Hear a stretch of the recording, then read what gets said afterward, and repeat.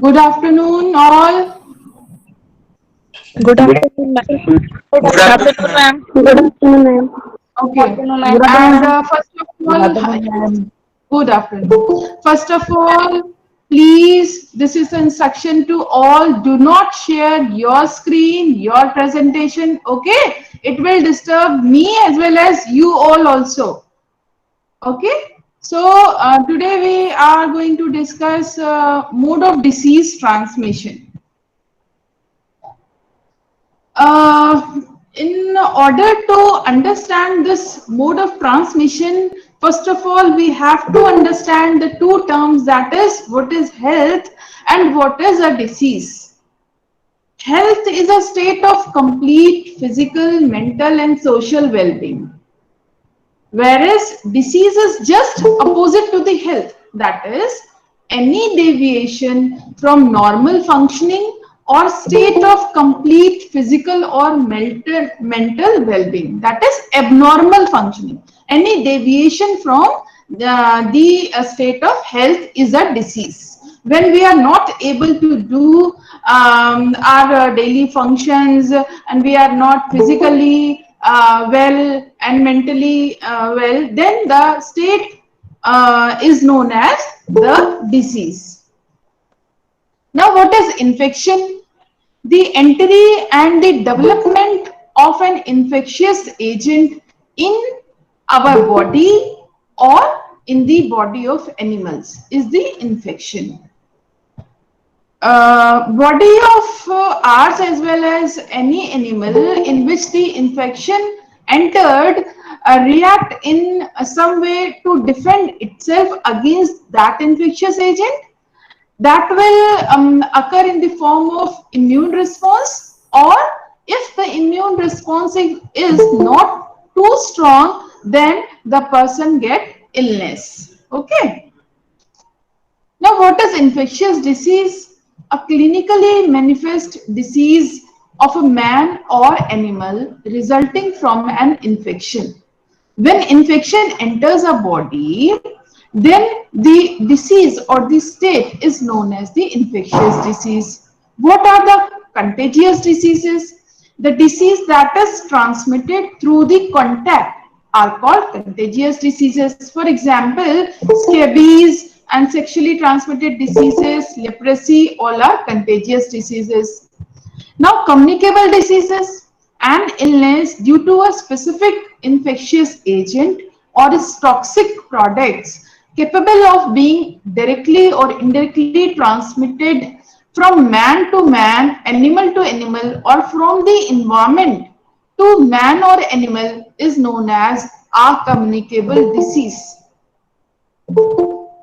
So, we know what is infectious disease, contagious diseases, and the communicable diseases. Now, the two terms which are used in the context of any infection or infectious agent are the incubation period and the latent period. So, we have to understand what is incubation period. Incubation period is defined as the time interval between the invasion by an infectious agent inside the body and the appearance of the first sign or the symptom of that disease in the body is known as the incubation period. Now, what is latent period? In the non-infectious diseases such as cancer, heart disease, and mental illnesses also have incubation period, which may be of months or years. This latent period is used in non-infectious diseases as the equivalent to incubation period in the infectious diseases. It is defined as the period from the disease initiation to the disease detection. These are the chronic diseases and they take time to detect or to diagnose. So the period from the disease initiation in any body to the disease detection is known as the latent period. Now, as if now we are using the word pandemic, pandemic, and pandemic. So, what are these terms mean? Like epidemic. Epidemic is the unusual occurrence in a community or a region of disease specific health related behavior or other health related events clearly in excess of expected occurrence. That is, we have to emphasize on the two words, that is unusual and expected occurrence. That is, when a disease in a community occurs, or unusual disease occurs in a community with the expected occurrence, beyond excess of the expected occurrence, that is beyond a threshold, in an increased amount, that disease occurs, then we called as epidemic. We can use the word outbreak for the epidemic. Now the word is endemic. It refers to the constant presence of a disease or infectious agent within a given geographic area or population group without importation from outside. May also refer to the usual or expected frequency of the disease within such area or population group. That is, it is in this we are describing a disease which is usual, like in a particular season, and in an expected frequency, like for an example, common cold. Common cold is an endemic disease because somebody always has common cold in our community. Now the sporadic, the word sporadic means scattered about. The cases occur irregularly, haphazardly, from time to time, and generally infrequently. The cases are so few and separated widely in space and time that they show little or no connection with each other, nor are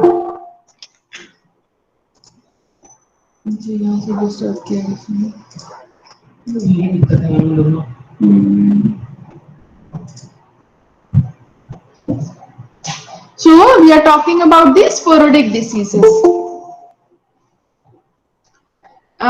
The sporadic means is scattered about. The cases which are irregularly, haphazardly, from time to time, and generally infrequently distributed. The cases are so few and separated widely in the space and time that they show little or no connection with each other, nor are recognizable common source of infection.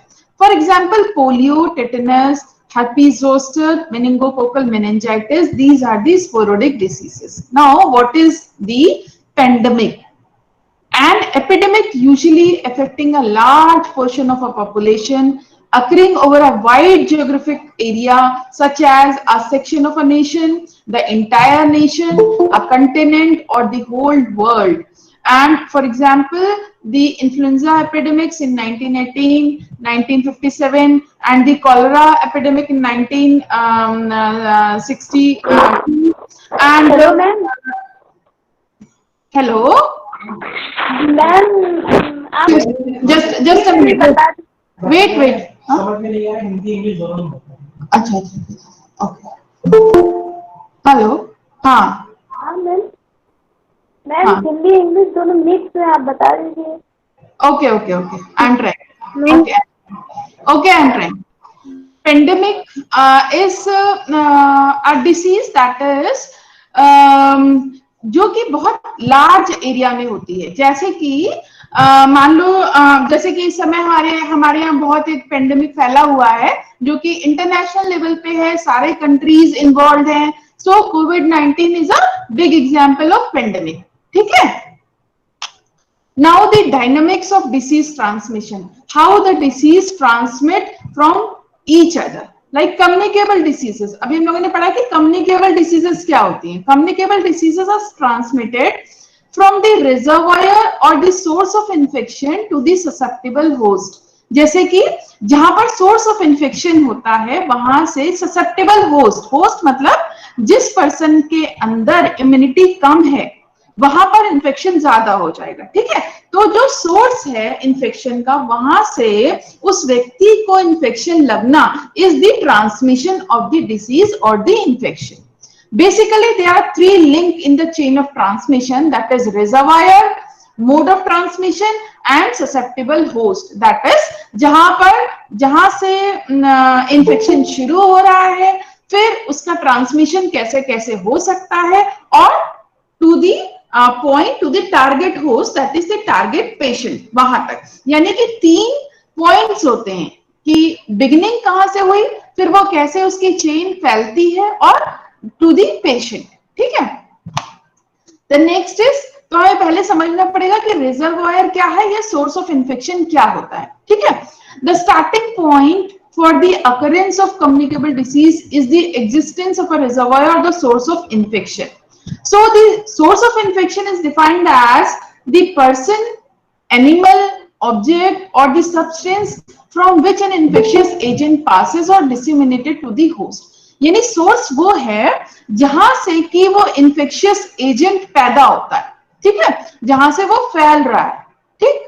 Reservoir is defined as any person, animal, arthropod हो सकता है, plant हो सकता है, soil और substance in which an infectious agent lives and multiplies, on which it depends primarily for survival, and from where it reproduces itself in such a manner that it can be transmitted to the susceptible host. Reservoir means कि infectious agent एक place पे आ गया, ठीक है, अब वो वहां से उसे पूरी न्यूट्रिशन मिल रही है, वो वहां मल्टीप्लाई कर रहा है, ठीक है, और वहां ग्रो कर रहा है, और फिर वहां से जैसे ही उसे कोई ससेप्टेबल होस्ट मिलेगा, ससेप्टेबल पेशेंट मिलेगा, वो उसके ऊपर अटैक कर देगा। So reservoir is the that place. Reservoir एक पर्सन हो सकता है, कोई एनिमल हो सकता है, सॉइल में इन्फेक्शियस एजेंट पड़े रहते हैं, ठीक है। So this is the source and reservoir. We can say reservoir is a natural habitat in which the organism metabolizes and replicates. Now what is host? A person or the other animal including birds, arthropods that affords subsistence lodgement to an infectious agent under natural conditions. That is the host. कि वो कोई animal भी हो सकता है, कोई person भी हो सकता है जो कि ससेप्टेबल है टू दैट इन्फेक्शन। एक ऑब्लिगेट होस्ट हो सकता है, इसमें होस्ट कई प्रकार के होते हैं, एक ऑब्लिगेट होस्ट होता है, डेफिनेटिव होस्ट हो सकता है, इंटरमीडिएट होस्ट होते हैं, और एक ट्रांसपोर्ट होस्ट होते हैं, ठीक है। तो ऑब्लिगेट होस्ट मींस क्या होता है? द ओनली होस्ट, जैसे कि और कोई होस्ट नहीं है उस इन्फेक्शन का, जैसे मिजल्स और टाइफाइड फीवर के लिए man is a obligate host. Measles जो है वो सिर्फ मैन में ही होती है, और इसी तरीके से टाइफाइड। उसी तरीके से डेफिनेटिव होस्ट क्या होते हैं? Host in which parasites attains maturity और passes a sexual stage are primary or the definitive host, ठीक है। definitive host मतलब ये हुआ कि वो पर्सन या वो पैरासाइट जिस पर की इन्फेक्शियस एजेंट जाता है और वहां पर वो अपनी लाइफ साइकिल का एक पार्ट व्यतीत करता है। So these type of hosts are called the primary or the definitive host, and the intermediate host in which the infectious agent की larval stage या फिर asexual stage pass on होती है, so they are called intermediate host. Now the transport host क्या होते हैं? transport host एक career होता है जिसमें कि ऑर्गेनिज्म वहां पे आके रहता है, लेकिन वहां पर कोई भी डेवलपमेंट उसका नहीं होता है, ठीक है। तो these are the 3 or 4 types of host. अब हम लोगों ने देखा कि एक तो पेशेंट होता है जिसमें कि एक डिसीज हो जाती है, दूसरे कुछ ऐसे पेशेंट्स होते हैं जो कि अभी हम लोग बहुत सुन रहे हैं कि कोविड एसिम्प्टोमेटिक पेशेंट्स में भी पॉजिटिव आ रहा है। So they are the carrier state, ठीक है, कि उनमें इन्फेक्शन हो तो गया है लेकिन उनके अंदर इम्यूनिटी अच्छी है तो उनके अंदर सिम्टम्स नहीं आ रहे हैं। इस टाइप के जो पेशेंट्स होते हैं या इस टाइप के जो व्यक्ति होते हैं, they are called carriers, okay. Now the mode of disease transmission. अब डिसीज ट्रांसमिशन हम 3 तरीके से देख सकते हैं। पहले कि इन्फेक्शियस एजेंट कैसा है, पोर्टल ऑफ एंट्री कैसी, मतलब किस रास्ते से वो एंट्री कर सकता है, और लोकल इकोलॉजिकल कंडीशंस कैसी हैं, मतलब कि इन्वायरमेंटल कंडीशंस कैसी हैं, ठीक है। फिर उसके बाद आता है कि 2 टाइप से ट्रांसमिशन डिसीज का हो सकता है। वन इज डायरेक्ट ट्रांसमिशन, दूसरा इनडायरेक्ट ट्रांसमिशन हो सकता है। डायरेक्ट ट्रांसमिशन में क्या होता है? डायरेक्ट कांटेक्ट होना चाहिए, ड्रॉपलेट इन्फेक्शन होना चाहिए, या फिर कांटेक्ट विद सॉइल से भी इन्फेक्शन हो सकता है। इनोकुलेशन इनटू स्किन और म्यूकोसा, जो स्किन या म्यूकोसा अगर कटी फटी है तो वहां से डायरेक्ट इनोकुलेशन मतलब डायरेक्ट एंट्री हो सकती है इन्फेक्शन की to a person, susceptible person. एक चीज होती है ट्रांसप्लेजेंटल और वर्टिकल ट्रांसमिशन भी हो सकता है, it is also a type of direct transmission. अब इनडायरेक्ट वेज ऑफ ट्रांसमिशन क्या हो सकते हैं? One is vehicle borne transmission, दूसरा होता है वेक्टर बोर्न। अभी हम ये सारे एक्सप्लेन कर देंगे। व्हीकल बोर्न हो सकता है, वेक्टर बोर्न हो सकता है। वेक्टर बोर्न में दो होते हैं, मैकेनिकल एंड बायोलॉजिकल। तीसरा एयरबोर्न हो सकता है, which contains droplets, nuclei and dust particles. And the fourth one is fomite-borne, and the fifth is unclean hands and fingers. Through unclean hands and fingers, transmission of disease हो सकता है. So this chart is very important when you have to ask about this mode of transmission. You have to learn these points. ठीक है, आपको ये लिखना ही, ये chart आपको बना के लिखना होगा कि these are the direct and indirect mode of transmission of disease. Okay, so we'll take one by one. One is direct contact. Okay, the infections may be transmitted by direct contact from skin to skin, या skin से skin में हो सकता है, mucosa to mucosa और mucosa to skin of the same person or the other person. This implies that direct and immediate transfer of the infectious agent from the reservoir or the source to the susceptible individual without an intermediate agency. अब इसमें क्या बताया, इसमें ये है कि जो direct contact के थ्रू डिसीजेस होती हैं, ये जब भी स्किन से स्किन कांटेक्ट में आएगी, ठीक है, तो विदाउट इंटरमीडिएट होस्ट, किसी होस्ट की जरूरत नहीं है, एक जगह से इन्फेक्शन दूसरी जगह ट्रांसफर हो जाता है। So this is a direct contact transmission. इसमें क्या एग्जांपल्स हैं, जैसे कि sexually transmitted diseases and AIDS, leprosy and skin and eye infections, they are direct, they transmit through direct contact. Now the second is droplet infection. ये बहुत important होता है, ठीक है, और स्पेशली ये किन डिसीजेस के लिए होता है, जो रेस्पिरेटरी डिसीजेस होती हैं, ठीक है, जो ज्यादातर हमें खांसने, स्नीजिंग, स्पीकिंग या थूकने या बोलते समय जो हमारे मुंह से ड्रॉपलेट्स निकलते हैं एटमॉस्फेयर में, उनकी वजह से फैलता है।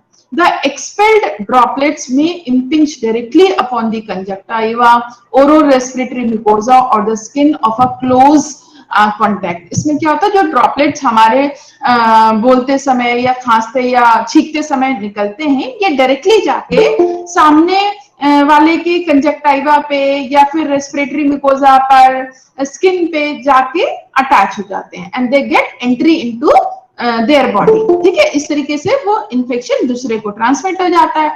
अब होता ये है कि कुछ पार्टिकल्स जो 10 माइक्रोमीटर से कम के होते हैं, वो तो फिल्टर हो जाते हैं हमारी नोज से।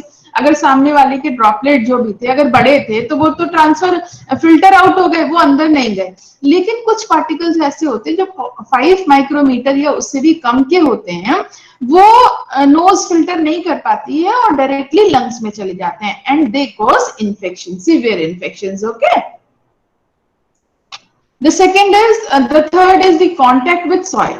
The disease agent may be acquired by direct exposure to the susceptible tissue to the disease agent in the soil, compost, जिसमें कि वेजिटेबल डिकेइंग, सड़े हुए वेजिटेबल मैटर, ये सारी चीजें जमीन में होती हैं, और अगर उनके साथ ही हुकवर्म, लार्वा, टेटनस, ये सारे इंफेक्शंस पड़े हुए होते हैं। अगर कोई नंगे पैर चल रहा है या उसके पैर में कुछ कटा फटा है और वो डायरेक्ट टू सॉइल के कांटेक्ट में आता है, then he easily get those infections from the soil, ठीक है, मिट्टी से उसे वो इन्फेक्शंस मिल जाते हैं। अब है इनोकुलेशन इनटू स्किन और mucosa. The disease agent may be inoculated directly into the skin और म्यूकोसा, जैसे कि रेबीज वायरस जब डॉग बाइट करता है तो डायरेक्टली क्या होता है कि जैसे ही उसने काटा, डायरेक्ट स्किन से इन्फेक्शियस एजेंट जो है वो बॉडी में एंटर हो जाता है, तो this is direct skin to mucosa inoculation हो जाता है। The fifth one is very important, that is transplacental transmission. इसमें क्या होता है, माँ से बच्चे में इन्फेक्शन चला जाता है, ठीक है, ट्रांसप्लेसेंटा, प्लेसेंटा के थ्रू ट्रांसमिशन ऑफ डिसीज हो जाती है। इसमें टॉर्च एजेंट्स होते हैं, टॉर्च याद करना जरूरी है, that is toxoplasma gondii, rubella virus, cytomegalo virus and herpes viruses. Varicella viruses, syphilis, hepatitis. इसीलिए जो मदर्स होती हैं, तो जब इनका एंटीनेटल चेकअप होता है during the first trimester of pregnancy, ये सारे टेस्ट कराए जाते हैं कि मदर को इस टाइप का कोई इन्फेक्शन तो नहीं है जो कि बच्चे को ट्रांसफर हो सकता है। और जब बच्चे को हो जाएगा तो क्या हो सकता है कि उसके डेवलपमेंट में प्रॉब्लम आ सकती है, माल डेवलपमेंट हो सकता है, माल फॉर्मेशन हो सकते हैं, कंजेनाइटल माल फॉर्मेशन हो सकते हैं, ठीक है। So this is the direct transmission. अब हम लोग इनडायरेक्ट ट्रांसमिशन पढ़ेंगे। Indirect transmission is important and very important, और इसमें हमें 5 F याद करने होते हैं। One is flies, fingers, fomites, food and fluid, ठीक है। अब इन सब जैसे, अच्छा, इसमें हम लोगों ने पढ़ा था कि ये 5 तो याद ही रखेंगे कि इनके थ्रू इनडायरेक्ट ट्रांसमिशन होता है। इसके बाद अब आता है vehicle bone transmission. Vehicle bone transmission का क्या मतलब हुआ? Implies transmission of infectious agent through the agency of water, food, ice, blood, serum, plasma और अदर बायोलॉजिकल प्रोडक्ट्स। जैसे कि जो डिसीज या इन्फेक्शियस एजेंट है वो पानी में है, गंदे पानी में है। फूड, जैसे कि अगर सड़ा है, ठीक है, बहुत दिनों का रखा हुआ फूड है, वो खा लिया है। फ्रूट्स, मिल्क प्रोडक्ट ये खराब हो चुके हैं, या फिर ब्लड के थ्रू ट्रांसफर होना, ये सब व्हीकल बोन, मतलब कि एक मीडियम चाहिए इन्फेक्शियस एजेंट को to enter somebody's body. Okay, इसमें से बहुत इंपॉर्टेंट है वाटर और food, most frequent vehicles of transmission because they are used by everyone, ठीक है। ये सब लोग यूज करते हैं, तो फिर इससे बहुत जल्दी इन्फेक्शन ट्रांसमिट हो जाता है। दूसरा होता है वेक्टर बोन। वेक्टर बोन में क्या होता है? जैसे कि मॉस्किटो, ठीक है, तो प्लाज्मोडियम मलेरिया कैसे होती है? मॉस्किटो के थ्रू होती है, ठीक है। तो इनको क्या चाहिए? एक वेक्टर चाहिए। अपना इन्फेक्शन जो इन्फेक्शियस एजेंट होता है वो एक वेक्टर में होता है। अब वेक्टर उस डेफिनेटिव होस्ट को काटेगा और फिर वहां से उसे इन्फेक्शन हो जाएगा। तो this is disease transmission through vector. Now the airborne infections क्या है, कैसे हो सकते हैं? एयरबोर्न में अगेन ड्रॉपलेट न्यूक्लियाई के थ्रू होता है। Droplet nuclei are a type of particles implicated in the spread of airborne infections. Again, these are very tiny particles होते हैं जो कि ड्रॉपलेट्स होते हैं। जो ड्रॉपलेट्स अभी हमने बताया कि स्पीकिंग और स्नीजिंग के थ्रू जब जमीन पे गिर जाते हैं या किसी भी सरफेस पे गिर जाते हैं, दे ड्राइड आउट, ठीक है, and they form droplet nuclei. They may be formed by evaporation of droplets curved, मतलब जब खांसी हुई तो उससे इवोपरेट हो गए और ड्राई होके एयरबोर्न इन्फेक्शन कॉज करा देते हैं, and they are called droplet nuclei. अब डस्ट पार्टिकल भी बहुत इंपॉर्टेंट है। डस्ट पार्टिकल्स में क्या होता है कि जैसे मान लो स्ट्रेप्टोकोकाई है, स्पोर्स, फंगल स्पोर्स है, ये सारे क्या होते हैं? जमीन पे हैं। अब जब झाड़ू लगी घर में तो क्या हो गया कि ड्यूरिंग जब एक तो ये है कि इन्फेक्शन, जैसे मान लीजिए आपके घर में कोई मरीज था, अब उसको फीवर था, कुछ था, अब उसकी बेडिंग झाड़ी गई, झाड़ू लगा, तो उसके थ्रू जब एयर में वो डस्ट पार्टिकल्स आ जाते हैं in containing the infectious agent, they enter some other patient's body and cause infection there. इसी तरीके से हॉस्पिटल में भी इंफेक्शन होता है एक पेशेंट से दूसरे पेशेंट में through dust particles. Now fomite bone. Fomite are the articles or the substances other than water or food contaminated by infectious discharges from the patient and capable of harboring and transferring the infectious agent to the healthy persons. Fomites include, fomites में क्या हो सकते हैं? जो clothes हैं उन वो गंदे हैं, टावल्स, हैंडकरचीफ्स, इन सब में जो इन्फेक्शियस एजेंट्स हैं, they are fomites. Fomites play an important role in indirect transmission. Disease transmitted by fomites include diphtheria, typhoid fever, bacillary, dysentery, hepatitis, and eye and skin infections. Unclean hands and fingers are very important. अगर आपके हाथ गंदे हैं और उन्हीं हाथों से, finger से आपने कोई चीज छुई है और या फिर खाना खाया है, तो directly that infection goes in your body. Okay, the examples of diseases like typhoid fever, dysentery, hepatitis, all intestinal infections occurs because of these unclean hands and fingers. So this is the mode of transmission of infection to your body. अब है कि आप prevention कैसे करें और control कैसे करें, ठीक है।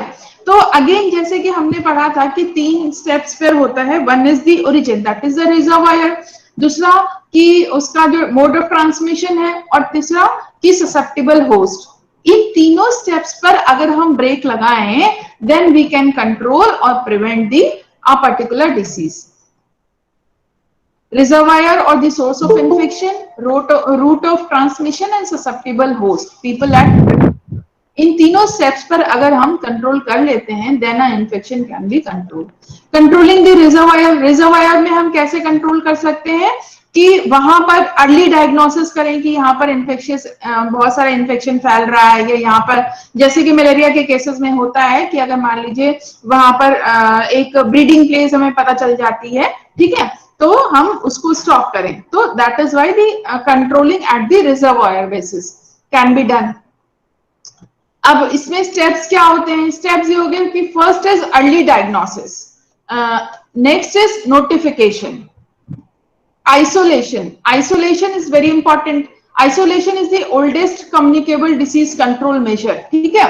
It is defined as the separation for the period of communicability of infected persons or the animals from the others in such places and under such conditions as to prevent or limit the direct or indirect transmission of infectious agent from those infected to those who are susceptible or who may spread the agent or the others. That is कि जिन patients को infection हो गया है, हमें उन patients को एक अलग प्लेस पर जाके आइसोलेट करना है, सो दैट की कम्युनिटी में और इन्फेक्शन ना फैले, ठीक है। The purpose of isolation is to protect the community by preventing transfer of infections from the reservoir to the possible susceptible host.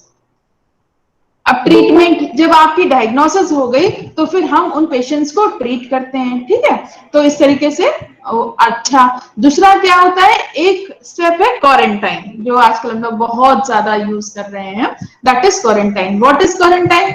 This is the limitation of freedom of movement of such well persons or the domestic animals exposed to communicable diseases for a period of time not longer than the longest usual incubation period of the disease, in such a manner to prevent effective contact with those not so exposed. ठीक है। अब इसको समझना है कि quarantine है क्या। Quarantine में ये होता है कि कुछ तो पेशेंट्स ऐसे हैं जैसे कि जिनमें डिसीज हो गई, ठीक है, तो उनको तो आइसोलेट कर दिया, उनका ट्रीटमेंट होगा। लेकिन कुछ ऐसे पेशेंट्स हैं जो सिम्टोमेटिकली ठीक है, लेकिन उनके अंदर इन्फेक्शियस एजेंट घुस चुका है, दे आर पॉजिटिव। अब हमें उन्हें क्या करना होगा? उनको क्वारंटाइन कराना होगा, जिससे कि वो अपने घर के या फिर कम्युनिटी के कुछ और लोगों से ना मिले, जिससे उनको इन्फेक्शन ना फैले, ठीक है। So this is quarantine. अब है जो अभी हमने मोड ऑफ ट्रांसमिशन पढ़े थे, डायरेक्ट मोड और इनडायरेक्ट मोड। अब उन हर एक लेवल पे जो भी डायरेक्ट कांटेक्ट वाला है उसका हम ध्यान रखें। फिंगर्स, हाथ, फूड और वाटर, ये सारी चीजें हम साफ सुथरी खाएं। हर एक स्टेप को अगर हम ब्लॉक कर देते हैं, then we can prevent the disease transmission at their transmission stage, ठीक है। Next is the last is the कि हम अगर इन्फेक्शन हो ही गया है, ठीक है, तो हम उस ससेप्टेबल होस्ट को कैसे प्रिवेंट कर सकते हैं। एक तो ट्रीटमेंट हो गया कि भाई उसको ट्रीटमेंट करेंगे, लेकिन ट्रीटमेंट कितने लोगों का करेंगे? जैसे कि आजकल कोविड फैला हुआ है, तो अब हमें उस इन्फेक्शियस एजेंट से बचने के लिए क्या करना पड़ेगा? वैक्सीन डेवलप करनी पड़ेगी, ठीक है।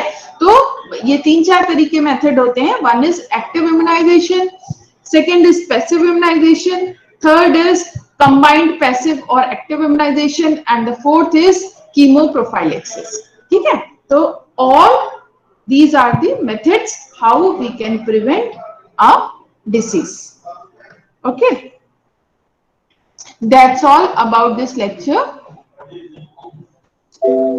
Okay, thanks ma'am. Welcome, beta.